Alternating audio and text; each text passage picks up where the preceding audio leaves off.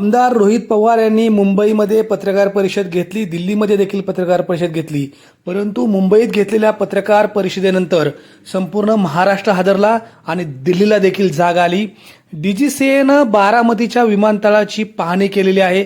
खरं तर आमदार रोहित पवार यांच्या दणक्यानंतरच ही जाग आल्याचं सांगितलं जातंय. डीजीसीएनं सांगितलेलं आहे की बारामतीच्या विमानतळाची औपचारिक पाहणी होती, याचा इतर कुठल्याही गोष्टीशी संबंध नाही.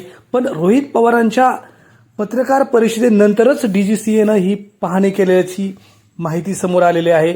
एक सगळ्यात महत्त्वाची गोष्ट म्हणजे बारामतीच्या विमानतळाप्रकरणी रोहित पवार यांनी गंभीर प्रश्न उपस्थित केलेले आहेत. तसेच ते येणाऱ्या कंपनीच्या विमानसेवेवरही प्रश्नचिन्ह उपस्थित केले आहेत. एकूणच अजित पवारांचा अपघात हा अपघात नसून घातपाताचा आणि कटाचा भाग असू शकतो, अशा स्वरूपाचा संशय आमदार रोहित पवार यांनी व्यक्त केलेला आहे.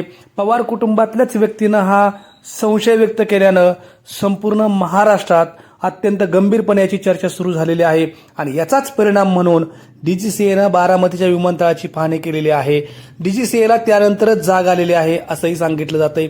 आणि एकूणच बारामतीत घडलेल्या या घटनेनंतर आता नेमकं तपासाचा मुद्दा किती वेगानं पुढे जाणार हा प्रश्न आहे.